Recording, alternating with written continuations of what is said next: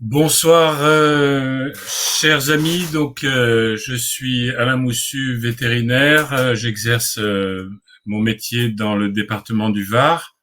Et je reçois ce soir le docteur Claude Paolino, spécialisé en nutrition animale, euh, pour échanger des propos sur le thème du surpoids de nos animaux de compagnie, chiens et chats, un thème que nous rencontrons très fréquemment en consultation et qui pose de sérieux problèmes de santé, en tout cas qui a de lourds enjeux sanitaires et de bien-être pour nos animaux.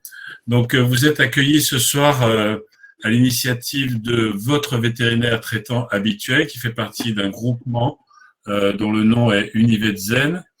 Je prends un petit peu de temps pour faire cette introduction parce que je vois qu'il y a encore des personnes qui se connectent. Voilà, merci, bonsoir à tout le monde, merci pour vos petits mots de bienvenue. Juste une petite précision sur le fonctionnement de ce chat. Nous vous invitons à poser toutes les questions qui vous passent par la tête, à faire des remarques. Nous ne pourrons pas répondre en direct, évidemment, puisque là, vous êtes au moins 150 en ligne. Mais en tout cas, nous vous faisons la promesse que toutes les questions trouveront réponse par écrit dans les 10 à 15 jours qui suivent et vous recevrez en fait tous une réponse unitaire, c'est-à-dire que les questions posées par l'ensemble des personnes feront l'objet d'une seule réponse que vous recevrez tous. Si Dr Paolino pioche quelques questions au fil de l'eau, il pourra le faire et puis vous répondre pendant son intervention. Donc maintenant, je donne la parole à mon ami Claude. Merci et à tout à l'heure. Merci Alain. Donc ce soir, nous allons aborder un sujet qui est assez présent dans les consultations vétérinaires, c'est-à-dire le surpoids des animaux de compagnie. Et c'est quelque chose qui nous touche beaucoup à cœur parce que on voit de plus en plus d'animaux de compagnie avec un poids très important ou au-dessus du poids normal. Et souvent, le propriétaire n'en est pas conscient. Donc, on va vous montrer aujourd'hui, vous expliquer un petit peu, développer un peu le pourquoi. Quand vous venez en consultation vétérinaire, on vous embête un peu sur le poids de votre animal. Alors, souvent, quand on en parle avec les propriétaires, on a des réflexions de ce type, c'est-à-dire oh, il n'est pas si gros que ça, il n'est pas gros, ce sont les poils, le pauvre, il me demande une friandise, donc j'aimerais bien lui en donner, pourquoi je veux lui faire plaisir. Enfin voilà, des considérations qui sont sur le plan totalement affectif, que l'on peut bien entendu comprendre, mais qui peuvent avoir des conséquences sur la santé de votre animal. Donc, tous les jours, on a ce problème et la difficulté que l'on a, c'est que les propriétaires, eux, n'en sont pas conscients à tel point qu'il est quand même tout à fait rare que le motif de la consultation soit le surpoids. Et donc, c'est rare, les gens viennent pour autre chose et on parle du poids, mais c'est rare que les propriétaires prennent un rendez-vous pour faire maigrir leur animal ou parce qu'ils sont conscients qu'il y a un problème ou se rassurer. Bon, c'est quelque chose qui n'existe pas et c'est souvent le vétérinaire qui aborde le sujet, le vétérinaire bien sûr ou les assistantes. Donc, je vais vous donner quelques chiffres. Et actuellement, on estime que 40% des chiens français, des chiens et des chats, puisqu'on va parler des chiens et des chats ce soir, des chiens et des chats sont en surpoids. Et 40%, c'est très important. Je ne sais pas si vous vous rendez compte, mais ça veut dire que presque un animal sur deux est en surpoids. Et il y en a qui sont franchement obèses, comme nous allons le voir. Donc, il est important de s'occuper de ce problème. Alors, quelques définitions pour qu'on parle tous de la même chose. La définition de l'OMS, l'Organisation mondiale de la santé, décrit comme le surpoids et l'obésité comme une accumulation anormale ou excessive de graisse corporelle qui peut nuire à la santé. Donc là, les photos que je vous ai mises ici sont tous des animaux qui sont très en surpoids, donc obésité morbide. On distingue entre le surpoids et l'obésité. Le surpoids, c'est un excès de poids au-delà et qui devrait s'arrêter à 15%. Et au-delà, on parle d'obésité. Et là, vous avez quand même des animaux qui sont vraiment en surpoids, comme le labrador en haut à gauche ou le chat en dessous.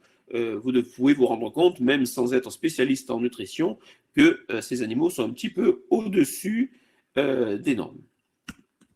Alors, c'est un vrai problème et tous les jours, nous essayons d'aborder le sujet sans trop vexer les propriétaires. Alors, il faut savoir que c'est d'une part à l'origine de nombreuses maladies, le diabète, l'arthrose, aggravé par l'arthrose, donc des choses comme ça, et ça réduit surtout la durée de vie. Il y a une étude qui avait été faite par Kelly, là, que je vous cite, qui a été faite, et c'est une étude qui a duré 13 ans sur des chiens, et qui ont montré que les animaux les plus en surpoids vivaient 2 ans de moins que les animaux qui étaient en poids normal. Donc ça, c'est vraiment quelque chose d'important.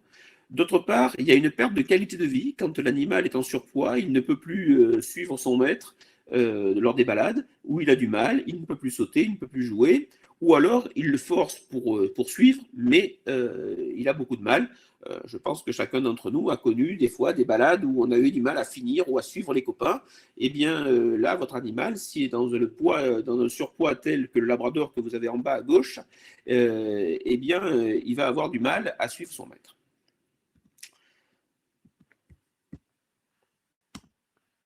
Alors, le tissu graisseux, il est schématisé en haut à droite, ces petits pavés, là, ces petites pierres, on dirait du carrelage, et ce sont des cellules qui sont pleines de graisse. Et pendant longtemps, on a pensé que le tissu graisseux, c'était un poids inutile. C'est-à-dire qu'on on avait du poids à porter, comme si on avait des cailloux sur le dos. Mais maintenant, les connaissances, autant en médecine humaine qu'en médecine vétérinaire, ont démontré que ces cellules sécrètent des substances qui sont nocives pour la santé, schématisé par les flèches de toutes les couleurs, et ça favorise une inflammation, c'est-à-dire que c'est comme si l'animal était malade en permanence, et il a une inflammation chronique qui fait du mal à tout son organisme. Alors, pourquoi on grossit? Parce qu'on mange, et pourquoi on mange? Il faut bien se nourrir. Alors, je vais vous donner quelques notions sur les aliments. Déjà, la nourriture, quand on mange, ça apporte 2 choses à l'organisme. D'une part, ça apporte de l'énergie, symbolisée ici par le bidon d'essence, hein, donc c'est de l'énergie pour faire fonctionner la machine. Et en plus, ça apporte des éléments constitutifs que sont l'eau, les protéines, les lipides, les glucides, les vitamines, les minéraux. Et ça, ce sont des éléments qui vont aider à fabriquer la peau, les muscles, les dents, mais aussi les anticorps, mais aussi le cerveau, mais aussi les nerfs. Donc, tout ce que nous sommes provient uniquement de la nourriture. Et s'il y a des carences, eh bien entendu, il va y avoir des problèmes. Hein, si on ne mange pas assez de protéines, si on ne mange pas assez de vitamines, c'est connu. Mais en même temps, si on mange trop, il va y avoir des problèmes. Et donc, on a des cas, des problèmes vraiment de prise de poids, principalement avec l'excès de lipides et l'excès de glucides, pardon. Et donc, on va y revenir. Alors, quand on mange, on prend de l'énergie. Et quand on vit, quand on bouge, quand on court, quand on saute, l'énergie, on la dépense. Et donc, le but du jeu, c'est d'avoir un équilibre, symbolisé par une balance. Et donc, il ne faut pas que les entrées soient plus grosses que les sorties. Si les entrées sont plus grosses que les sorties, eh bien, on va grossir, on va stocker. Et si les sorties sont plus grandes que les entrées, on va maigrir. Voilà. Donc, c'est une question d'équilibre. Donc, d'ores et déjà, on peut voir que c'est important. C'est l'activité qui conditionne beaucoup la consommation d'énergie. Donc, si on a une vie plutôt sédentaire, eh bien, on a besoin de moins d'énergie. Et si on a au contraire une activité très soutenue, on peut manger plus. Donc, vous avez des chiens qui ont des vies différentes. Par exemple, si on prend le cas d'un chien de chasse, pendant la période de chasse, il fait beaucoup de sport, et hors période de chasse, il n'en fait quasiment plus. Donc, on comprend bien que le chien ne peut pas manger la même chose dans ces 2 périodes. Autre chose aussi, souvent quand on questionne les propriétaires et qu'on leur demande quelle est l'activité qu'ils font avec leur chien, si on écoute tout le monde fait beaucoup d'activités. Or, on connaît déjà l'activité des humains qui est relativement faible, et l'activité des humains avec leurs chiens, c'est pas forcément une grosse activité. Par exemple, quand on promène son chien en laisse et qu'on fait le tour du quartier, eh bien, c'est mieux que de ne pas l'avoir fait, mais on ne peut pas dire que le chien a fait du sport. C'est comme nous, quand on va chercher son pain chez le boulanger, c'est bien, on a marché, on a eu une activité, mais on n'a pas fait de sport. Et donc la dépense énergétique est relativement faible. Alors, qu'est-ce qui apporte de l'énergie? Tout à l'heure, on a vu que les aliments sont composés de 6 catégories. Donc, dans les aliments, quand vous mangez, il y a de l'eau. Quand vous mangez un morceau de viande ou de la salade, eh bien, il y a de l'eau dedans. Donc, il faut le compter. Il y a des minéraux, calcium, phosphore, il y a des vitamines. Et après, vous avez les protéines, les lipides et les glucides. Alors, les protéines, c'est constitutif, c'est pour fabriquer les muscles et autres. Les lipides, c'est de la graisse, c'est les huiles, donc, qui sont importantes aussi, puisqu'on a quand même des organes qui sont très riches en gras, en particulier le cerveau. Donc, il faut manger des lipides, il ne faut surtout pas s'arrêter. Et les glucides, c'est tout ce qui est pain, céréales, légumes. Voilà, donc ça aussi, c'est important. Et sur ces 6 catégories, vous voyez qu'il y en a 3 qui n'apportent pas du tout d'énergie. Si vous en mangez beaucoup, vous ne grossirez pas. Si vous buvez beaucoup d'eau, vous ferez beaucoup pipi, mais vous ne prendrez pas de poids. En revanche, les catégories du bas, là, lipides, protéines et glucides, apportent de l'énergie. Et ces catégories n'apportent pas la même quantité d'énergie. On voit que le numéro 1, la médaille d'or, sont les lipides. Quand vous mangez 1 gramme de lipides, vous absorbez 9 kilocalories. Numéro 2, les glucides. Quand vous mangez 1 gramme de glucides, vous absorbez 4 kilocalories. Et numéro 3, les protéines, c'est un peu moins, c'est 4 kilocalories aussi. Simplement, la différence entre les protéines et les glucides, c'est la facilité d'obtenir l'énergie. Pour les glucides, c'est très facile. Dès qu'on mange un peu de glucides, on a de l'énergie. Quand on mange des protéines, il faut que le corps travaille ces protéines pour obtenir de l'énergie. Et donc, il dépense aussi de l'énergie, donc c'est moins calorique. Donc, c'est un petit peu, dans les deux cas, c'est comme si vous aviez un salaire pour gagner 1 000 euros. Dans un cas, vous travaillez à plein temps pour les protéines, et dans l'autre cas, vous travaillez à mi-temps, donc pour les glucides. Donc, c'est plus facile. Donc, on est globalement mieux payé, même si à la fin, les calories sont les mêmes. Alors, qu'est-ce que ça veut dire? Qu'est-ce qu'on en fait de ces calories? Eh bien là, je vous ai mis une liste d'aliments, et je les ai classés du plus riche au moins riche par unité de poids. C'est-à-dire que si je mange par exemple 100 grammes d'huile, quelle que soit l'huile, que ce soit tournesol, olive, colza, eh bien, je suis autour de 900 kilocalories. On ne peut pas faire plus. Il n'y a pas d'aliment plus énergétique que l'huile. Et inversement, à l'autre bout de la courbe, là, vous avez de l'eau. Et l'eau, c'est 0 calories. Donc, le moins riche, c'est l'eau, 0 calories. Le plus riche, c'est l'huile. Et au milieu, ça se balade. Eh bien, vous avez le beurre. Par exemple, le beurre, il y a un peu moins de graisse que dans l'huile. Donc, on est à 750. Après, vous avez le chocolat, les McDo, qui sont autour de 600. Le sucre, autour de 400. Le croissant, les camemberts, les mentales, ça descend, mais c'est quand même très riche, c'est quand même 400 kilocalories.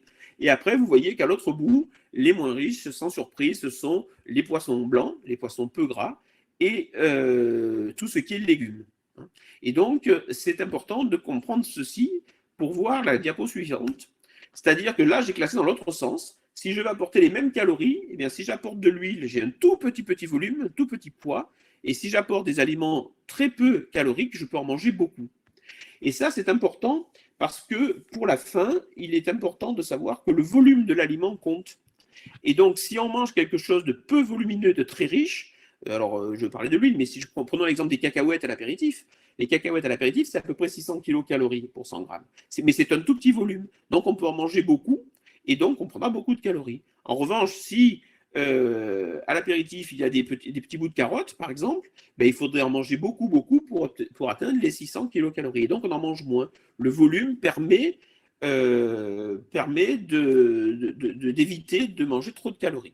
Et donc, il faut faire attention. Et c'est pour ça que, par exemple, quand on parle de la nourriture McDo, je reviens juste un instant sur la diapo précédente, le McDo, c'est très, très riche. Et donc, le danger, c'est que comme c'est un petit pain avec de la viande, des sauces et tout, on prend beaucoup de calories en petit volume. Et donc, c'est pour ça que ça fait prendre beaucoup de poids. Alors, on peut prendre de la salade, on pourrait prendre de la salade, mais quelquefois, on ne la prend pas vraiment, la salade.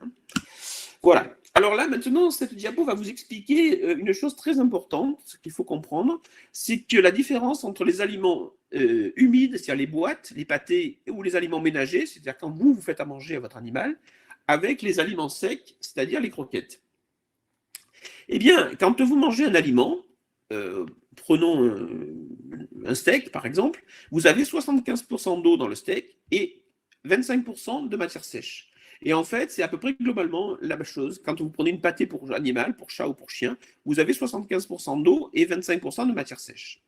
Quand on fabrique des croquettes, on enlève cette eau et on ne garde que la matière sèche. C'est pour ça que quand on vous dit qu'il faut donner 100 grammes de croquettes, par exemple, ça paraît pas beaucoup. Mais 100 grammes de croquettes équivalent à 400 grammes de pâté. Donc en gros, quand vous donnez une quantité de croquettes à votre chien ou votre chat, vous multipliez par 4 pour savoir ce que ça représenterait si c'était une ration ménagère, une ration humaine en volume. Et vous vous apercevrez que tout compte fait, c'est pas si peu que ça. Alors comment ça se passe? On enlève de l'eau, qu'est-ce qui se passe? Eh bien, l'eau qui manque, là, qui n'est pas apportée par les croquettes, sera absorbée par l'animal dans les 3 heures. C'est-à-dire qu'il va aller boire pour qu'au bout de 3 heures, à peu près, c'est comme s'il avait mangé une ration avec de l'eau dedans. Donc rien n'empêche, pour les chiens qui ont très faim ou qui sont un petit peu gloutons, de rajouter l'eau directement avec les croquettes. Et là, vous allez augmenter le volume et vous retomberez sur un volume qui correspondrait à de la pâtée ou à une ration ménagère. Pour les chats, c'est un peu plus compliqué. Les chats, eux, boivent rarement dans les 3 heures 3 fois ce qu'ils mangent. Ils ne boivent souvent que 2 fois ce qu'ils mangent. Et donc, ça les prédispose à des problèmes urinaires. C'est pour ça qu'il a longtemps été dit que les croquettes pouvaient donner des problèmes urinaires. Ce ne sont pas les croquettes qui donnent des problèmes urinaires, surtout les croquettes actuelles qui sont montées en qualité. C'est le fait que l'animal ne boive pas assez. Ça, c'est une première chose. Et la deuxième chose que vous ne pouvez pas faire sur un chat, c'est rajouter de l'eau aux croquettes, parce qu'à ce moment-là, vous modifiez la texture de l'aliment, et il y a beaucoup de chats qui n'aiment pas qu'on change la texture de l'aliment. Alors, si votre chat accepte, c'est une solution. En revanche, si le chat n'accepte pas, il faut donner des croquettes adaptées, on va en reparler. Alors, maintenant, cette diapo va vous montrer ce qui se passe. Alors, c'est valable pour vous aussi. C'est la différence entre la satiété et le rassasiement. Être rassasié et ne plus avoir faim. Alors, qu'est-ce que c'est? Eh bien, la satiété, c'est le fait de ne pas avoir faim entre 2 repas. Là, vous voyez, il y a 2 repas. Et entre les deux, je peux tenir. Donc, si mon premier repas est satiétogène, s'il m'apporte de la satiété, je vais pouvoir attendre le repas suivant en toute quiétude sans avoir faim. Si mon repas n'est pas assez satiétogène, c'est-à-dire que j'aurai faim très tôt. Donc ça, c'est une question. Et le rassasiement, c'est le fait de ne plus avoir faim quand vous commencez à manger, quand vous mangez, au cours du repas. C'est-à-dire que vous vous mettez à table, vous avez faim, vous mangez, et au bout d'un moment, vous n'avez plus faim. Et ça veut dire que je suis rassasié. Et donc, il y a des aliments qui sont plus rassasiants que d'autres. Alors, ça, c'est important parce que qu'est-ce qui fait que l'animal a faim? Qu'est-ce qui fait que nous avons faim? Eh bien, il y a beaucoup de facteurs qui gèrent la faim, mais il y en a 2 principaux. C'est la baisse de sucre dans le sang, donc on est en hypoglycémie, donc ça joue. Et la deuxième, c'est le fait que l'estomac soit vide et on a ce qu'on appelle, en langage courant, des crampes d'estomac. Alors, si vous cumulez les deux, la baisse de sucre dans le sang plus les contractions gastriques, eh bien là, vous allez quasiment céder à toute tentation. C'est-à-dire que là, si on vous passe un chocolat et que vous aviez promis de ne plus manger de chocolat, il y a de fortes chances que vous craquiez parce que vous êtes dans un état de faim et donc il y a une recherche. Alors, c'est important de trouver des éléments rassasiants. Je vous donne un exemple. Si vous mangez du sucre pur, à l'état pur, vous avez faim, vous mangez du sucre. Eh bien, vous allez vous arrêter très vite parce que le sucre est extrêmement rassasiant puisqu'il va faire monter le taux de sucre dans votre sang et c'est qui va couper la faim. En revanche, il n'est absolument pas satiétogène. C'est-à-dire que très vite après le repas de sucre, vous aurez faim. Et donc, avec le risque d'avoir faim, d'avoir envie de manger plus que de raison. Donc ça, c'est le principe. Le problème, dans les satiétés, par exemple, les protéines sont satiétogènes, c'est-à-dire qu'on mange des protéines lors d'un repas et ça nous permet de tenir le repas suivant. Alors, dans ce cas-là, on peut l'éclairer, l'illustrer avec les petits déjeuners.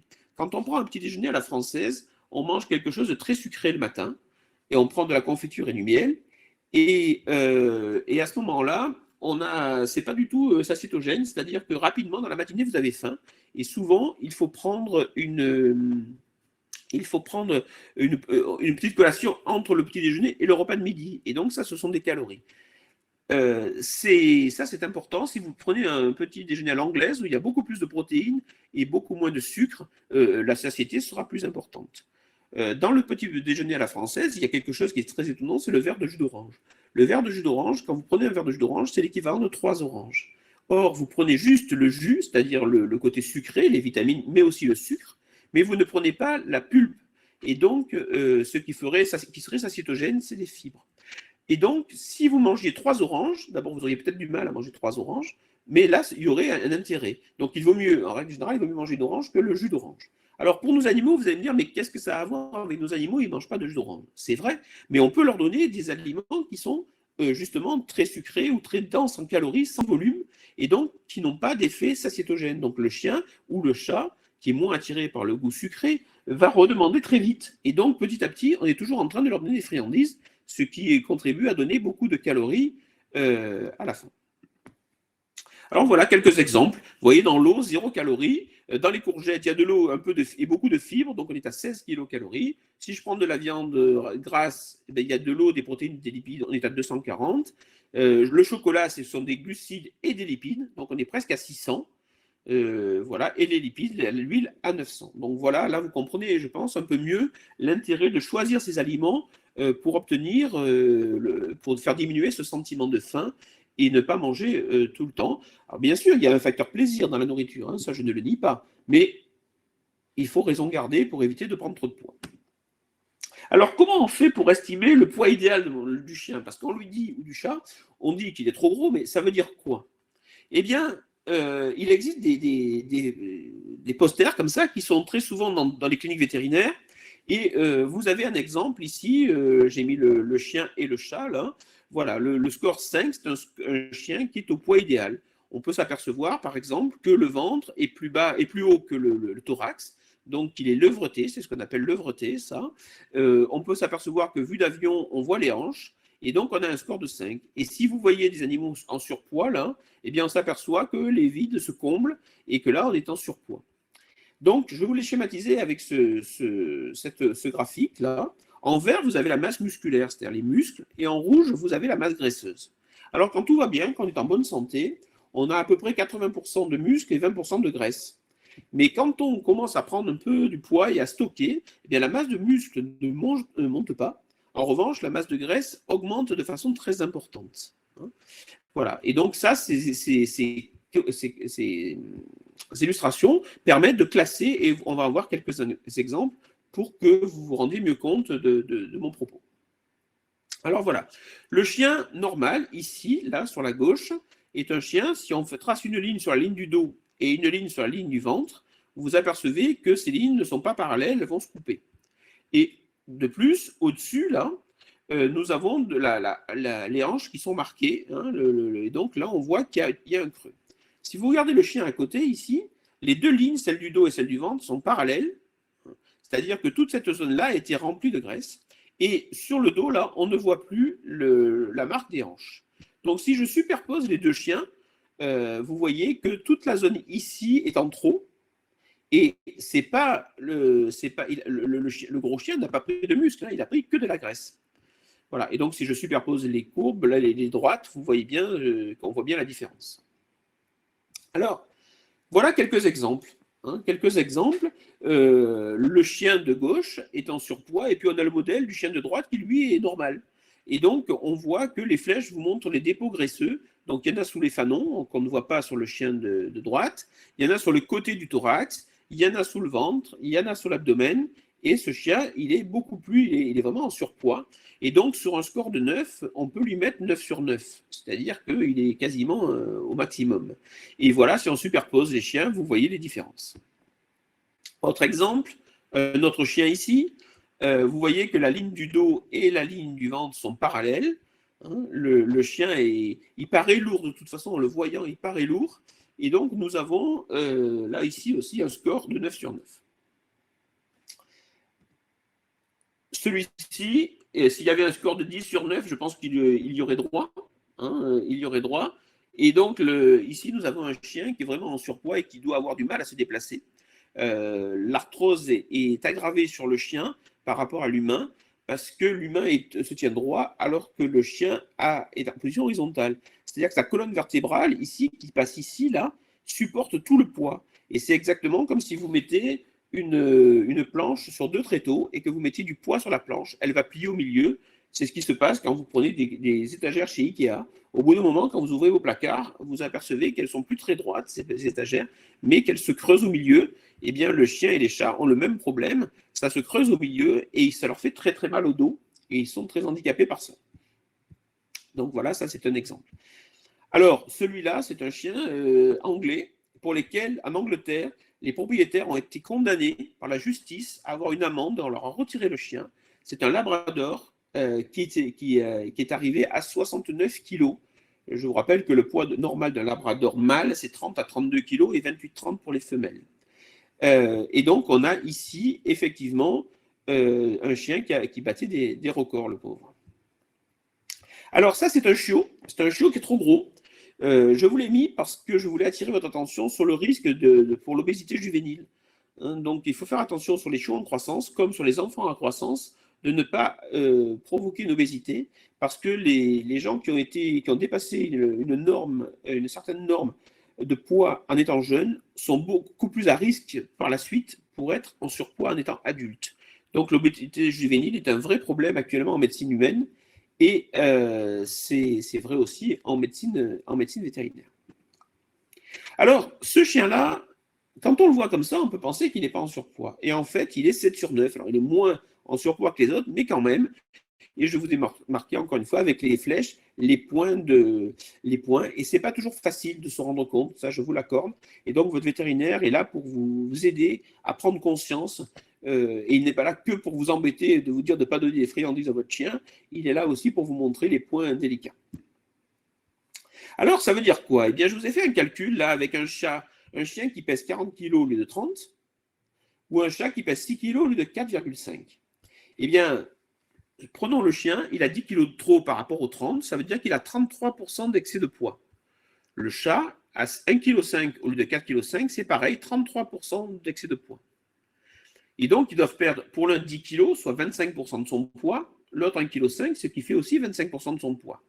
Le chien, si on fait un régime adapté et de l'activité, du sport et un aliment spécifique, il va mettre à peu près 7 mois pour les perdre. Le chat va mettre à peu près 12 mois, pourtant en pourcentage c'est le même. Pourquoi donc? Eh bien parce que c'est plus facile d'aller faire du sport avec son chien qu'avec son chat. Et donc sur le chat, on est obligé de se contenter de la baisse d'apport énergétique par la nourriture. Et donc c'est beaucoup plus problématique. Et si vraiment, il faut vraiment faire très attention pour que les chats ne prennent pas de poids, parce qu'après pour leur faire perdre du poids, c'est très compliqué. Et du coup, je vous ai fait la comparaison pour les humains. Avec ces excès de poids des deux là, une femme de 60 kg pèserait 80 kg, elle aurait donc 20 kg de trop, et un homme de 80 kg pèserait 107 kg, il aurait 27 kg de trop. Je pense que si on utilise ce genre de choses, on comprend mieux l'importance, alors que sur l'animal, on ne se rend pas compte que c'est aussi important que ça. Alors, quels sont les facteurs de risque? Parce qu'il y a des facteurs de risque pour prendre du poids. Donc, il faut se poser la question, il y a des facteurs de risque. Donc, par exemple, il y en a beaucoup. Donc, ça, c'est un schéma qu'apprennent les étudiants vétérinaires. Et ce sont des schémas qui montrent que le chien ou le chat ont des facteurs de risque. Alors, il y a des facteurs génétiques, bien entendu. Il y a des facteurs alimentaires, je mange trop. Il y a des facteurs liés à l'animal, l'âge, le sexe. Il y a des facteurs qui sont liés aux médicaments, à la stérilisation. Il y a des facteurs qui sont liés aux hormones, aux troubles du comportement. Il y a des facteurs qui sont liés au maître, par la sédentarité, le fait que le maître sorte ou ne sorte pas son chien, au nombre d'animaux. Quand il y a beaucoup d'animaux, eh bien, on peut les piquer dans la gamelle du copain, ou chien et chat, là, les chiens et les chats vont volontiers piquer dans la gamelle du copain. Et donc, on peut avoir effectivement des animaux qui prennent du poids simplement parce qu'il y a plus souvent à manger. Souvent dans les maisons, chez les particuliers, il y a des gamelles qui traînent, il y a les gamelles du chat qui traînent, le chien qui va les finir. Alors qu'il serait très simple de mettre la gamelle du chat en hauteur. Le chien ne pourrait pas y aller. Donc, voilà, plus il y a de tentation, plus il y a de chances de succomber à la tentation. Ça semble un petit peu évident. Il y a aussi d'autres facteurs, donc le microbiote, ça c'est la flore intestinale, c'est vrai que ça joue, hein, quand on a une flore qui est un peu déficiente, on peut prendre du poids, mais aussi on peut en perdre, mais on peut prendre du poids. Et le vétérinaire aussi a une certaine responsabilité, parce que quelquefois, il n'ose pas trop dire, pour pas vexer le propriétaire qui est son client, que son animal est un peu trop gros et tout, donc, mais pourtant c'est son métier, donc il doit vous le dire. Il doit vous le dire, même si ce n'est pas facile. Voilà. Donc, on va passer en revue quelques facteurs de risque. Alors, qu'est-ce qui se passe? Pour nourrir un chien, on a 6 facteurs importants. D'une part, la race. Il y a des races qui sont plus touchées que d'autres pour la prise de poids. Je vous donnerai une liste tout à l'heure dans une diapo suivante. Donc, il y a des races qui jouent beaucoup. Alors, le plus connu, c'est le Labrador. Et il y a des races aussi qui ont tendance à maigrir, comme les dogs allemands et les lévriers. Mais là où ce soir, ce qui nous importe, ce sont les races à risque de prise de poids. Donc, quand votre chien est d'une race particulière, dès le départ, il faut faire attention. Donc, si on adopte un petit Labrador, un petit Cocker, un petit Cavalier King Charles, ce sont des races à risque. Et donc, dès le départ, il faut faire attention. Le deuxième facteur qui joue, c'est l'activité. Et là, il ne faut pas se mentir. Soit on est sédentaire, il faut vraiment juger la vraie activité de votre animal. S'il sort moins d'une heure, 1 heure et demie par jour en liberté, c'est-à-dire sans laisse, on est en activité modérée pour un chien. Donc, et là, ça concerne beaucoup d'animaux, des animaux de compagnie. Après, ce qui compte, c'est ce qu'on appelle le statut physiologique. Forcément, quand on est en croissance, on grandit, on a besoin de plus d'énergie. Quand on est adulte, on a besoin d'énergie. Quand on a les chiens en gestation, en lactation, donc ce sont des cas un peu particuliers. Donc, nous, ce qui nous intéresse, là, c'est plutôt l'adulte et les animaux stérilisés. Donc ça, c'est très important, et la stérilisation, on va y revenir, mais c'est un gros facteur de prise de poids. Après, nous avons l'état de santé. On l'a vu, il y a des maladies qui peuvent donner faim, et donc l'animal mange plus, il faut faire attention. Des problèmes hormonaux aussi, donc là, ça joue. Il y a la température de vie, l'endroit où vit l'animal, hein, bien entendu, c'est-à-dire que si l'animal dort dehors dans la Creuse, eh ben, il va dépenser plus d'énergie pour maintenir sa température que s'il dort dans une terrasse sur la Côte d'Azur, voire même dans le salon, hein, puisque là, la température est plus facile, donc on maintient plus la température. Et le travail, c'est un chien particulier, ça peut être des chiens de chasse, des chiens de traîneau, des chiens de sport, donc on en tient compte, bien entendu. Si je prends le chat, eh bien, il y a 5 facteurs, parce que ce sont les mêmes que pour le chien. En revanche, le facteur travail est quand même limité, c'est rare qu'on aille courir 10 km avec son chat. Chez les chats, la race le plus à risque de prise de poids, de façon génétique, c'est le Sphinx. En revanche, il y a des races quelquefois on les classe dans les races à risque, comme les persans. Eux, c'est pas génétique, c'est simplement que la plupart des persans vivent à l'intérieur, et donc en fait, c'est plus un manque d'activité qu'un problème génétique. Voici les races à risque, le principe des races classées. Alors vous avez des races connues, le Basset-Hound, le Beagle, le Cairn Terrier, le Cavalier King Charles, très à la mode actuellement, le Dalmatien, le Golden Retriever et le Labrador Retriever, hein, qui sont vraiment des animaux à risque de poids, le Teckel à poil long, les Carlins, les Cockers, les Shetland, tout ce qui est race molossoïde, donc les Terre-Neuve et les races proches, donc on peut mettre dedans les Leonberg, on peut mettre dedans les Saint-Bernard, on peut mettre dedans les Lanzer, toutes ces races à risque, voire même on pourrait mettre les Rottweiler aussi, hein, qui ont une tendance à prendre du poids. Et après, il y a tous les chiens nordiques, alors Siberian Husky, Alaskan Malamute, Samoyed, donc tous ces chiens-là peuvent être à risque. Et donc, quand on a un chien qui appartient à cette race-là, ses besoins sont 20% inférieurs à un chien de même poids qui n'appartient pas à cette classification, à cette liste. Donc, dès le départ, il faut le savoir, et dès le départ, il faut faire attention. Ça sera plus facile pour la suite. L'inactivité. Alors, bien sûr, l'inactivité, ça dépend beaucoup du propriétaire. Alors, souvent, les gens disent, mais on a un jardin, le chien est dans le jardin. Enfin, le jardin, ce n'est pas une preuve que vous faites du sport. Vous pouvez être dans votre jardin et lire un livre, vous pouvez être dans votre jardin et faire la sieste, vous pouvez être dans votre jardin et aller chercher le courrier. Ce n'est pas pour ça que vous faites du sport. Et votre chien, c'est pas sûr qu'il court. Et votre chat non plus. Et c'est voilà, donc il faut être assez objectif dans les dépenses énergétiques liées à l'activité. Le chat d'appartement, ça pose un vrai problème. Non pas le chat peut être très heureux en appartement, ça c'est pas un souci. C'est simplement que les dépenses énergétiques sont très pauvres et donc il faut vraiment avoir des aliments adaptés parce que sinon il faudra donner tellement peu de croquettes par jour que l'animal va être toujours en demande parce que le volume, comme on avait parlé ce matin, le volume n'est pas suffisant et donc on n'atteint pas la satiété. Et donc il y a une deuxième composante aussi chez le chat d'appartement, ça peut être l'ennui. Hein, il part, les propriétaires vont travailler et lui il reste tout seul à l'appartement et il ne fait rien. Et donc on en reparlera comme piste pour augmenter l'activité des chiens et des chats. Alors, on a évoqué un petit peu le problème tout à l'heure avec l'obésité juvénile.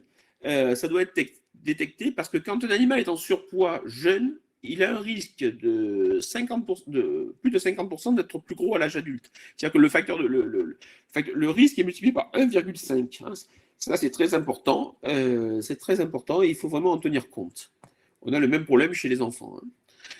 Humains, je veux dire. La fréquence de l'obésité devient maximale chez les individus d'âge mûr.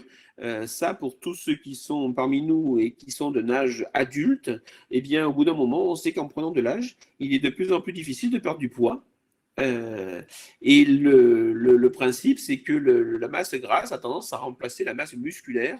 Et donc, on maintient son poids quelquefois, donc on est tout content parce qu'on maintient son poids, mais en fait, le ratio masse maigre sur masse grasse diminue, et en fait, on remplace le muscle par la graisse. Alors, on pèse toujours le poids, mais on est plus gras. Donc là, je vous ai mis en bas à gauche un individu à bonne santé, il a 80% de muscle, 20% de gras. Ce même individu obèse aurait 80% de muscle toujours, mais 73% de gras. Donc ça fait plus de 150%, bien sûr, puisqu'il a pris du poids, hein, puisque 100% c'est le poids de forme. Et donc on a ce problème-là. Donc sur la deuxième courbe, vous avez le même ramené à 100%, et vous apercevez que l'animal obèse, là, ben, il a plus que 35% de muscle pour arriver à 65% de graisse. Et donc, vous pensez bien que l'activité physique devient très difficile. On passe de 80% à 35%. C'est difficile. Et donc, moins on a de muscles, moins on fait d'activité. Moins on a fait d'activité, moins on bouge, plus on grossit. Plus on grossit, moins on a de muscles, et ainsi de suite. Et il faut arriver à casser ce cercle. On a un problème à ce moment-là, le cercle vicieux qui a tendance à favoriser les animaux en surpoids. Alors, lié au sexe, là aussi, je suis désolé de dire ça, mesdames, mais les femelles, les chiennes femelles et les chats femelles ont plus de chances de devenir obèses que les mâles. Je sais, c'est pas juste, mais je n'y suis pour rien. Et on multiplie le risque pour les animaux obèses. Et si en plus on la stérilise, cette chienne ou cette chatte, on va multiplier les besoins par 2. Donc, ça veut dire que dès qu'on stérilise, il faut baisser les besoins de 20%. Alors, tout à l'heure, on a baissé les besoins de 20% si c'était un chien de la liste d'une race à risque. Donc, prenons une chienne labrador, ses besoins baissent de 20%. Si en plus cette chienne labrador baisse encore de 20% parce qu'elle est stérilisée, ça fait encore 20% de moins. Donc, baisser de 20%, c'est multiplié par 0,8. Donc, si mon chien devait manger 100 grammes de croquettes, si c'est un chien de race à risque, il devra manger plus que 80. Si on le stérilise, il faut qu'il mange 80% des 80%, des 80 grammes, pardon. Donc, ça fait 64 grammes. Ça fait 64 grammes au lieu de 100 grammes. C'est-à-dire qu'il mange 36% de moins que s'il n'était pas sur une race à risque et pas stérilisé. Donc vous voyez que rares sont les propriétaires qui tiennent compte de ça. Et souvent, donc, ces animaux se prennent du poids parce qu'ils sont trop nourris. Si en plus vous ajoutez à ça une inactivité, eh bien ça va encore baisser de 20%. Donc si je fais 0,8 fois les 64 de tout à l'heure, je vais tomber à 0,512, donc à 51 grammes de croquettes, et donc d'énergie. Et donc, à ce moment-là, vous voyez que ça fait des rations toutes petites. Et on voit bien que, normalement, quand on atteint 2 facteurs de risque, donc par exemple, race à risque et sédentarité, ou race à risque et stérilisation, ou stérilisation et sédentarité, il faut changer d'aliment. C'est plus possible de nourrir un animal avec un aliment classique, chien tout venant. Parce que, au bout d'un moment, pour respecter les besoins de l'animal, il va falloir diminuer tellement les rations que vous risquez non seulement d'apporter de tout petits volumes, mais vous risquez aussi de le carencer en vitamines, en minéraux, en protéines. Donc, c'est très important. Donc, il existe des aliments qui sont moins denses en énergie, c'est-à-dire qu'on peut en donner plus, mais qui n'apportent pas plus de calories. Donc là, pour revenir sur cette diapo, on s'aperçoit qu'un animal stérilisé, il existe des aliments spécifiques d'un animal stérilisé qui tiennent compte de ça. Et donc, dès qu'un animal est stérilisé, il ne faut pas attendre, parce qu'à partir du moment où l'animal est stérilisé, dès le jour de la stérilisation, ses besoins diminuent. Donc, il ne faut pas attendre et se dire, oh ben non, mon chien, il ne grossira pas, je vais faire attention. Ce n'est pas possible. Donc, il faut changer immédiatement son aliment, voire même anticiper et changer l'aliment dans la semaine qui précède la stérilisation. Alors, il y a d'autres choses qui interviennent, hein. Donc, par exemple, sur le risque d'obésité, les hormones sexuelles, hein, donc les traitements hormonaux, ça joue.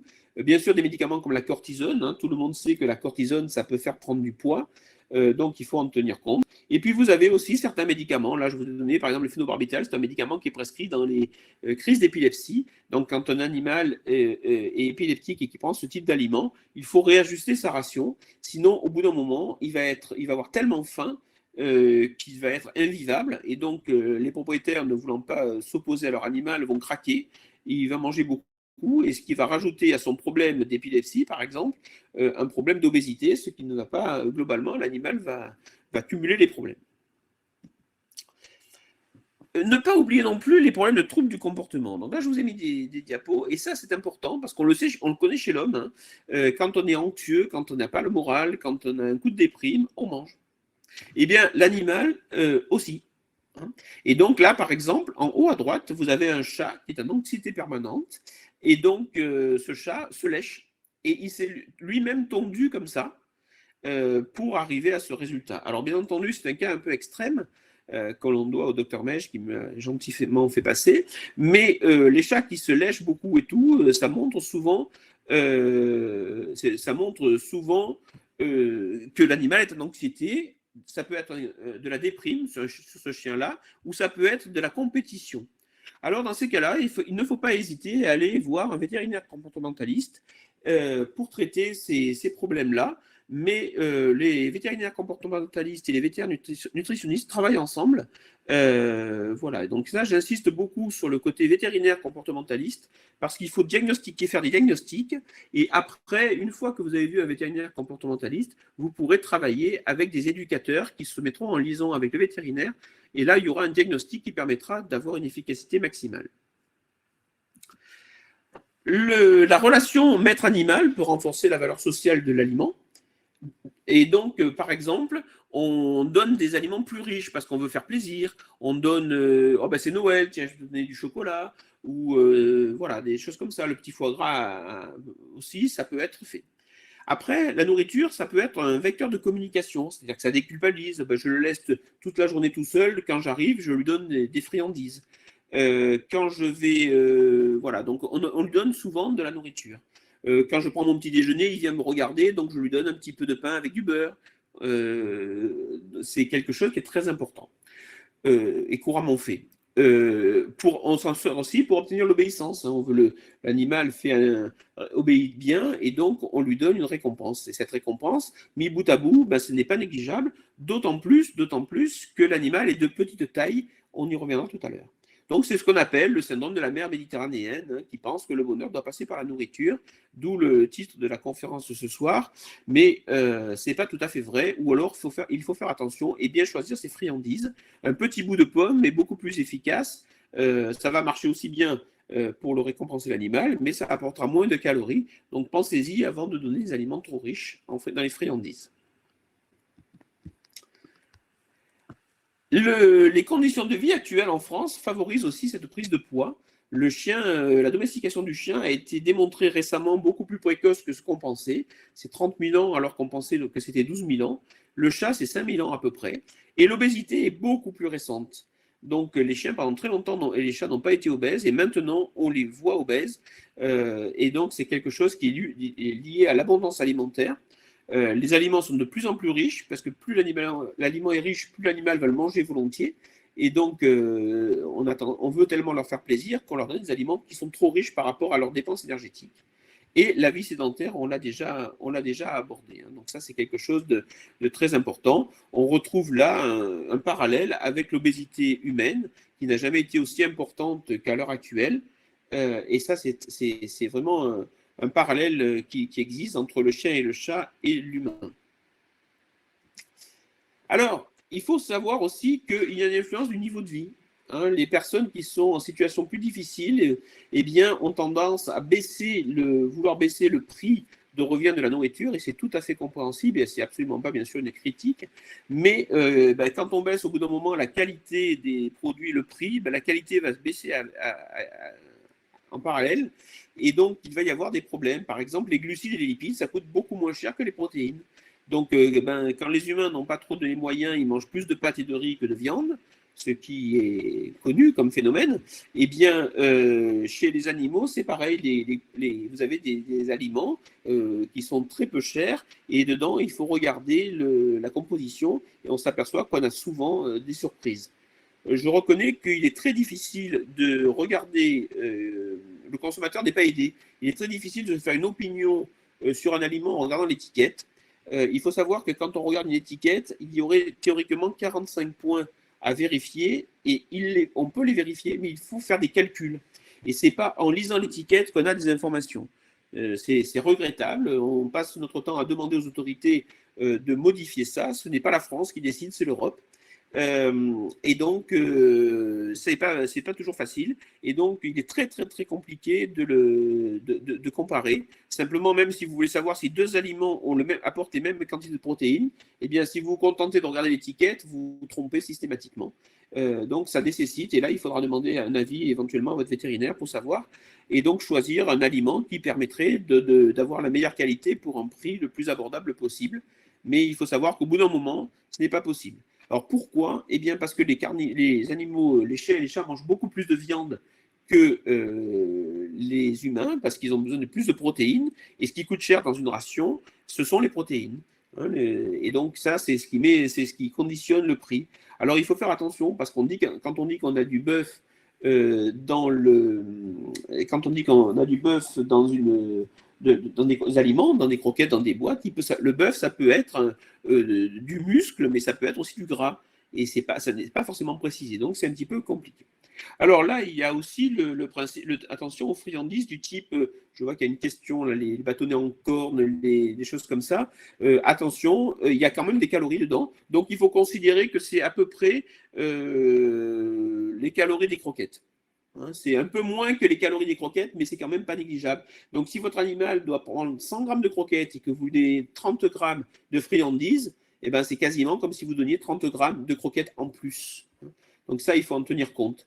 Alors, dans ces cas-là, ce qu'il faut faire, c'est que les friandises, un chien, ça ne sait pas compter. Donc, plutôt que de donner un bâton de 10 cm, ou deux bâtons de 10 cm, vous en coupez un en deux et vous donnez deux bâtons de 5 cm. Ce qui fait qu'il aura eu deux friandises, il sera bien content et il ne se rendra pas compte que la quantité, le poids n'est pas le même. Donc là, par exemple, je vous ai comparé un aliment bas de gamme et un aliment haut de gamme. Et vous voyez que les différences de prix sont assez significatives. 2 € le kilo pour l'un, 12 € le kilo pour l'autre. Mais c'est sûr que ces deux aliments n'ont rien à voir.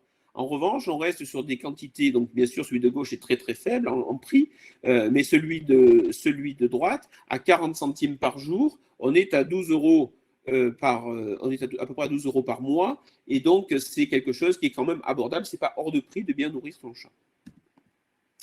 Alors, il faut faire aussi attention parce que quelquefois, quand on demande aux propriétaires, mais que mange votre animal? Ils nous répondent de l'industriel strict, c'est-à-dire des croquettes ou des boîtes, ou c'est moi qui fais à manger. Et en fait, quand on vérifie réellement ce qu'il se passe, eh bien, on s'aperçoit que ce n'est pas tout à fait vrai. La plupart des animaux mangent ce qu'on appelle une ration mixte, c'est-à-dire un mélange des deux, du bleu et du vert. Pourquoi? Parce qu'on leur donne de la nourriture, des croquettes, des boîtes, et en plus, on leur donne des friandises, mais à ce stade-là, ce ne sont plus des friandises. Normalement, pour qu'une friandise soit une friandise, elle doit représenter moins de 10% des besoins de l'animal. Eh bien, là, ce n'est pas le cas. Donc, si elle est au-dessus, elle compte comme un ingrédient. Donc, elle compte comme faisant partie de la ration. Et donc, il faut faire attention, puisque souvent, les propriétaires ne nous disent pas les friandises qu'ils donnent en nourriture ménagère, par exemple. Et il faut poser plusieurs fois la question. Et madame va nous dire que c'est monsieur qui donne, monsieur va dire que c'est madame. Ou alors, s'il y a des enfants jeunes, c'est les calories, les biscuits qui tombent et que le chien consomme. Voilà, donc tout ça, il faudrait le comptabiliser pour être vraiment objectif. Donc l'influence du type d'aliment aussi, attention, quand on donne des croquettes, des gobelets, on donne des gobelets, on ne pèse pas, on fait ça à l'œil, on donne une poignée, un verre, un gobelet, et au bout du compte, on ne sait pas ce qu'on donne. Et bien sûr, l'erreur est d'autant plus grande que l'animal est petit. Si vous vous trompez de 50 grammes sur 500 grammes de croquettes, ce n'est pas très grave. Si vous vous trompez de 10 grammes sur 50 grammes de croquettes, ça fait 20% d'erreur. Donc ça, c'est important de bien réaliser ça et de temps en temps de peser. Donc idéalement, il vaut mieux peser la ration de l'animal le matin et après, on utilise cette quantité pour la distribuer dans la journée. Comme ça, on est sûr de ne pas dépasser. Parce que si on va chaque fois piocher dans le sac de croquettes, on va à coup sûr faire une erreur qui peut être très très très importante. Une bonne technique, c'est quand vous ouvrez un sac de croquettes, c'est de marquer la date d'ouverture du sac. Et à tout moment, du coup, vous pouvez peser le sac, la quantité restante. Et à ce moment-là, ce qu'il manque, divisé par le nombre de jours qui vous sépare de la date inscrite sur le sac, vous donne la quantité moyenne que vous donnez à votre animal. Et vous aurez des surprises si vous faites ceci. Le type d'aliment, hein, donc attention aussi quand on donne des restes de table. Quand on donne des restes de table, souvent il reste des pâtes et du riz, c'est assez calorique, des sauces, il y a du gras, et donc ça va très vite. Donc quand on fait des études, on s'aperçoit que même si on dit on va faire attention, je vais donner moi à manger à mon chien et tout, et bien on s'aperçoit qu'il n'y a que 13% des gens qui respectent les rations ménagères étant des rations faites avec des aliments humains. Donc c'est très dangereux. Voilà, par exemple, vous avez chez tous les vétérinaires, vous avez ce type de choses, vous avez des équivalences. Par exemple, pour un chien, 25 grammes de fromage, ça équivaut à 2 muffins pour un humain.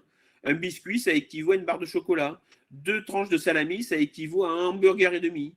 Non, vous avez ça. Et donc ça, c'est quelque chose, demandez à votre vétérinaire, il vous fera passer ce type d'informations. Vous pouvez aussi les trouver sur Internet, bien entendu. Et donc, vous aurez des choses. Et souvent, vous verrez que vous sous-estimez grandement les calories que l'on donne. Alors, comment on distribue les repas? Eh bien, normalement, un chien adulte, ça mange 2 fois par jour. Et ça, c'est très bien. 1 fois par jour, c'est faisable. Mais le risque, c'est qu'une fois qu'il a fini, il va falloir qu'il attende 24 heures pour attendre le repas suivant. Et il y a plus de risques. Quand on dit 2, ça peut être 2 minimum. Hein, ça peut être 3, il n'y a pas de problème. Pour un chien, la durée d'un repas maximum est de 15 minutes. Au-delà, on enlève la nourriture et on la redonnera au repas suivant, sans ajouter au repas suivant la quantité restante du repas précédent. C'est-à-dire que si le chien devait manger 100 grammes le matin, 100 grammes le soir, si le matin il mange que 50, ben le soir il mange quand même que 100. On ne rajoute pas les 50 restantes, sinon on ne va jamais y arriver. Hein. Chez le chat, il faut au minimum 4 repas par jour. 4 repas par jour, minimum. On peut aller à beaucoup plus que ça. Il faut que ça soit en libre service, c'est-à-dire que le chat puisse y aller quand il veut, mais pas à volonté. C'est-à-dire qu'il faut que la quantité de la journée soit régulée. Et un chat, en moyenne, ça mange 50 grammes par jour.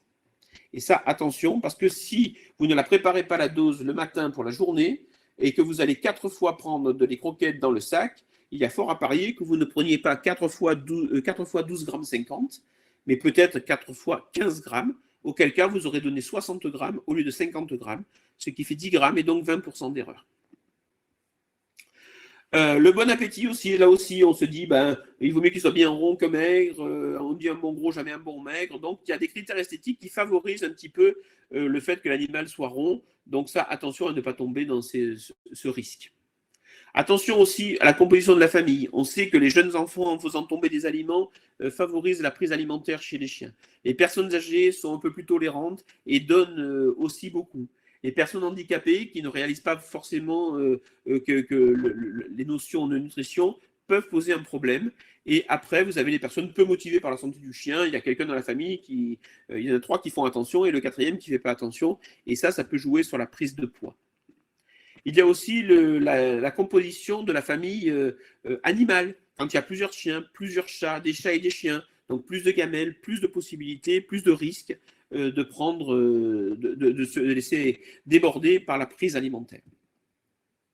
Alors, pourquoi le vétérinaire peut être un peu impliqué dans cette histoire? Eh bien, quelquefois, il veut être trop gentil. Il n'ose pas vexer le propriétaire. Il peut être gêné si le propriétaire est lui-même en surpoids. Il peut être gêné si le vétérinaire est lui-même en surpoids. Parce qu'on peut lui dire, oui, vous dites de faire ça, mais vous ne le faites pas à vous-même. Donc ça peut poser un problème. Ça peut être aussi le manque de temps, ça peut être parce qu'ils vous en ont parlé plusieurs fois et que comme vous n'êtes pas très réceptif, ils n'osent pas insister. Voilà. Et donc, quelquefois, le chien vient pour un vaccin et on voit qu'il est en surpoids. Mais comme ce motif de consultation n'a pas été précisé, on n'a pas prévu forcément du temps.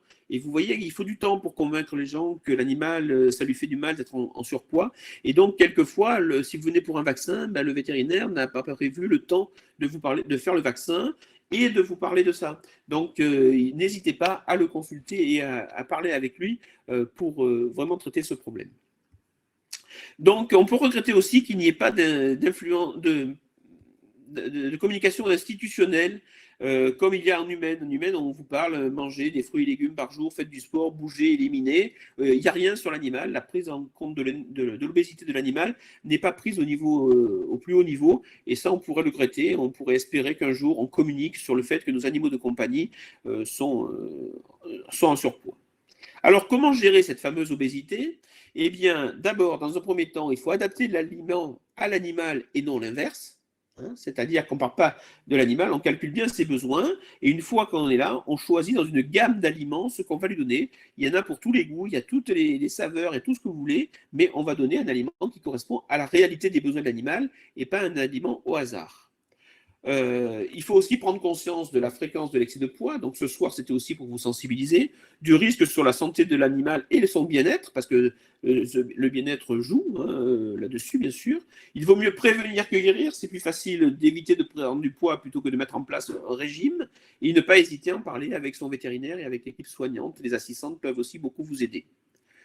Il faut prendre compte de certains facteurs. Par exemple, l'animal n'est pas conscient de son poids. Donc, ce n'est pas lui qui va venir vous voir en vous disant « Tiens, j'ai pris un peu de quelques kilos ces derniers jours ou ces dernières semaines, il faudrait que j'attaque un régime. » Donc ça, il ne vous le dira pas. Donc, c'est à vous de le faire pour lui.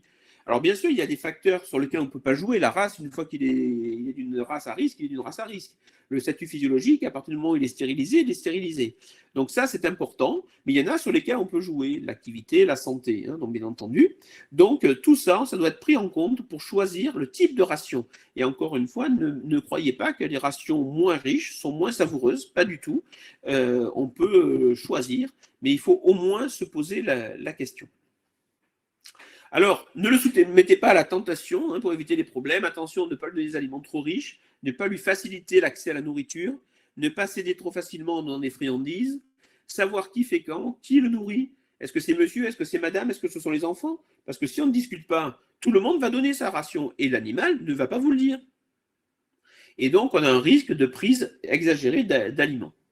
On a aussi le risque, et quand on parle, on en a parlé tout à l'heure, une poignée, un bol, ça dépend. La main de monsieur n'est pas égale à la main de madame. Et donc, les quantités, si elles sont données à la poignée, peuvent risquer. Donc, voilà, il faut tenir compte de tout ça et bien choisir son aliment en fonction des besoins de l'animal. Donc, la consultation, si vraiment il est en surpoids, qu'est-ce qu'on fait? Eh bien, il faut faire une consultation. Donc, soit votre vétérinaire se sent de gérer ce cas, soit il vous adressera chez un vétérinaire nutritionniste qui va étudier tout ça. Donc, il va évaluer l'état général de votre chien, son indice corporel. Vous savez, c'est les notes qu'on a vues tout à l'heure. Est-ce qu'il est 5 sur 9, 6 sur 9, 7 sur 9? Il va évaluer la ration actuelle, voir si actuellement vous êtes raisonnable et que le chien grossit malgré tout alors que vous êtes raisonnable et que vous donnez ce qu'il faut, auquel cas ça peut orienter vers des phénomènes de santé, des problèmes hormonaux. Ça, c'est très important d'en tenir compte. Il va calculer les réels besoins de votre animal en fonction des facteurs de risque. Il va évaluer le poids excédentaire, comme on a fait tout à l'heure, là, les fameux 10 kg au-dessus des 30 kg, et il va vous calculer le temps pour venir au poids idéal. Donc ça, c'est important. Il va vous proposer une ration. Donc là, vous direz ce que vous souhaitez. Est-ce que vous souhaitez une ration ménagère? Est-ce que vous souhaitez une ration croquette? Est-ce que vous souhaitez une ration pâtée? Est-ce que vous voulez un mélange croquette plus pâté, croquette plus une partie croquette et une partie, c'est vous qui le faites? Tout est possible. Ça, il n'y a aucun problème. Mais ça ne se fait pas au hasard. Si vous faites des mélanges au hasard, vous allez mal tomber. Si vous prenez un très bon vin rouge et un très bon vin blanc et que vous les mélangez, il y a peu de chances que vous fassiez un très bon rosé. Donc ça, c'est important. On mettra en place, en fonction de vos besoins et de vos possibilités, un programme d'activités à venir, des activités plus ou moins soutenues en fonction des besoins et des possibilités de chacun. On pourra utiliser des accessoires, donc des gamelles anti-gloutons, ce sont des gamelles qui freinent la prise alimentaire, des balances pour effectuer des pesées. Il faudra faire des contrôles pour vérifier si la décroissance du poids suit les prévisions. Et surtout, une fois que le poids idéal est atteint, il faudra faire en sorte de le stabiliser pour éviter de remonter. Alors, une fois qu'on a dit tout ça, voilà ce qu'on peut faire. C'est un exemple, ça. Là, je prends un chien, il est à ce poids ici, le poids actuel, son poids idéal est ici, ça fait un excès de temps. Il a temps en plus, il a temps à perdre. Là, vous avez la masse maigre, la masse grasse. Et donc, on sait qu'il va mettre 23 semaines là pour maigrir. Et donc, on peut prévoir que ce chien arrivera à la date, à telle date. Alors, ce n'est pas fait avec la date d'aujourd'hui, donc la date que vous voyez là est fausse, mais on ajoute les 23 semaines à la date d'aujourd'hui et on aura le besoin. On estime combien il va perdre de poids par mois, ça permet de suivre, combien il va perdre de poids par semaine. Et c'est important parce que si vous savez que le chien va mettre 23 semaines, c'est quasiment 6 mois, il va mettre 6 mois pour les perdre. Donc ça va éviter que vous vous découragiez s'il ne maigrit pas assez vite. Et je mets toujours dans ces cas-là le poids d'un humain en fonction. Donc là, ça serait une personne de 60 kg, pèserait 74 kg si elle avait le même surpoids que ce chien. Au-dessous, il y a des conseils. Et là, on tient compte du mode de vie du chien, ce qui va nous permettre de calculer, de prescrire un aliment, des quantités en boîte, en croquettes, en boîte par exemple, des mélanges. Et là, on vous propose 3 possibilités. Perte de poids rapide, parce que ça répond bien, tout le monde joue le jeu, on fait du sport et tout. Perte de poids moyenne, perte de poids lente. Et donc, vous avez les dates auxquelles le chien arrivera au poids. Et donc ça, c'est important parce que ça vous donne un guide et ça vous donne un cadre défini. Ça aide beaucoup, ce genre de choses, à faire perdre du poids aux animaux. Alors voilà les accessoires. Donc vous avez sur la gauche des gamelles anti-gloutons. Donc là, ce qu'on appelle le hérisson, là, c'est des petites piques en plastique, bien sûr arrondies pour pas que l'animal se blesse. Là, vous en avez un autre modèle. Là, vous en avez comme ça aussi. Après, vous avez des balances qui pèsent, qui permettraient de se rendre bien compte de ce qu'on donne. Après, vous avez des distributeurs de croquettes. Par exemple, en bas à droite, c'est un distributeur de croquettes. Donc ça, du coup, l'avantage, c'est que c'est le distributeur de croquettes qui délivre des croquettes et pas le propriétaire. Donc au bout d'un moment, l'animal arrête de venir demander au propriétaire puisque c'est pas lui qui a le pouvoir. Celui qui a le pouvoir, c'est le distributeur. Et donc, ça ramène très volontiers la paix à la maison. Et après, vous avez 2 jouets, là, donc une balle qui libère des croquettes. Donc votre chat, s'il veut manger, il faut qu'il joue. Et s'il joue, il y a des croquettes qui tombent et ça le récompense. Et ça, c'est un pipolino, ici, en haut à droite. C'est un pipolino, donc c'est pareil, c'est un cylindre que l'on met par terre et on peut ouvrir plus ou moins de trous qui vont laisser tomber des croquettes. Et à ce moment-là, l'animal, en jouant, va libérer des croquettes qui seront proportionnelles à son jeu et à la taille des croquettes, puisque les trous vont limiter. Et donc, ça, c'est très intéressant. Ça existe pour chat, pour chien, et ça existe même pour cheval, pour vous dire que même les chevaux peuvent avoir des excès de poids. Alors, il faut bouger, l'activité vraiment. Je vous ai mis ici le site humain là, sur Manger Bouger du gouvernement. Et donc là, vous avez des promenades, vraiment, il faut augmenter l'activité autant que faire se peut. Les promenades en laisse, attention, ce n'est pas une vraie dépense énergétique. Mais c'est mieux que rien, bien sûr. Le jardin n'est pas égal au sport, on peut faire la sieste dans le jardin. Adapter la ration à l'activité. Par exemple, si le propriétaire est malade, eh bien, il ne va pas sortir son chien pendant 15 jours, par exemple. Eh bien, le chien, lui, s'il mange pareil, il va prendre du poids. Donc, il faut baisser la ration si l'animal ne sort pas parce que le propriétaire est malade. Alors, bien sûr, si c'est le chien qui est malade, on le comprend mieux. Et chez le chat, les chats d'appartement, il faut faire ce qu'on appelle un enrichissement de milieu, mettre des jouets, mettre des pipolinos, les balles, comme on a vu tout à l'heure, pour que l'animal fasse un peu d'activité. Ou par exemple, si vous avez une maison à étage et que le milieu de vie est en bas, eh bien, on peut mettre les croquettes dans les pièces supérieures, comme ça l'animal est obligé de prendre l'escalier pour aller manger et ça lui fait une petite dépense énergétique.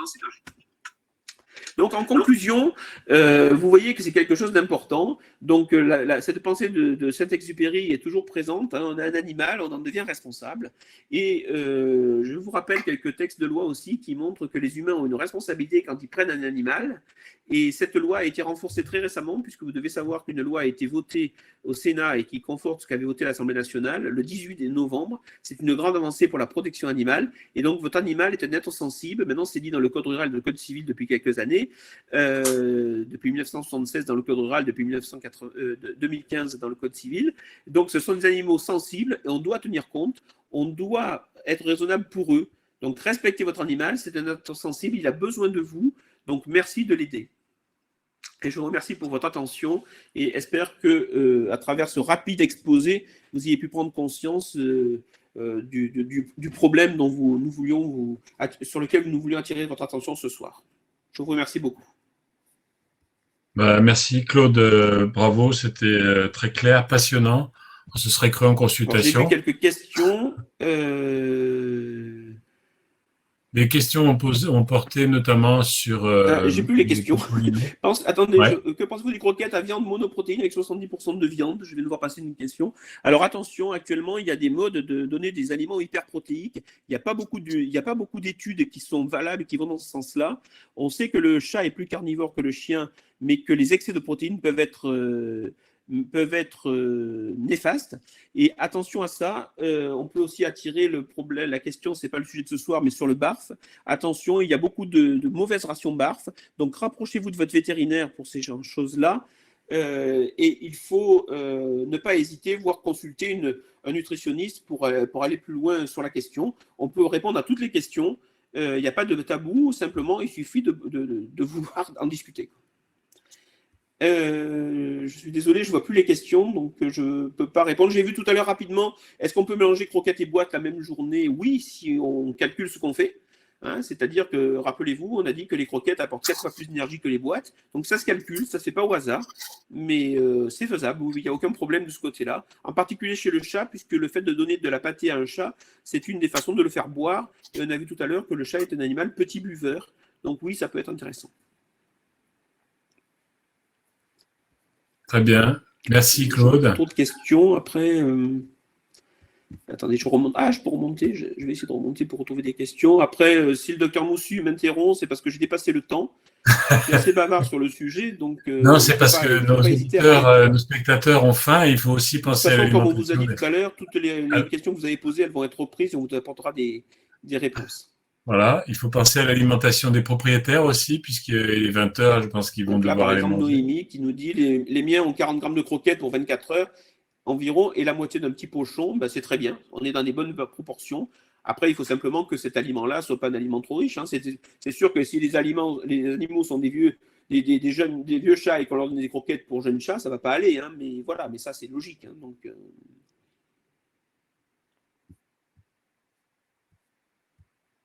Très bien. Et puis, dernière recommandation en lien avec... dernière recommandation peut-être en lien avec les fêtes de fin d'année, Claude? Que nous n'entendons pas, ou que moi je n'entends pas. Ah. Ah, ça y est, je l'entends. Pardon. Donc peut-être une dernière recommandation en lien avec les fêtes de fin d'année? Oui, bien sûr. Les fêtes de fin d'année, pour qui? Pour les propriétaires ou pour les maîtres? Et pour les animaux qui sont régulièrement malades, en fait. Oui, alors faites attention à beaucoup, bien sûr, les calories, mais pensez aussi au chocolat. Hein. Vous savez que le chocolat est toxique pour les chiens et les chats. Donc là, il y a double peine, bien sûr. Et si vous voulez leur faire plaisir, ben, vous n'êtes pas obligé. Pensez que vos animaux sont de petite taille, qui prennent vite du poids. Donc soyez raisonnables pour pas qu'en début janvier, on soit obligé de mettre en place des régimes amaigrissants. Et être raisonnable pour toute la famille. On peut se faire plaisir, bien sûr. Merci beaucoup, Claude. Merci à toutes et à tous. Et puis, à bientôt. Au revoir. Au revoir.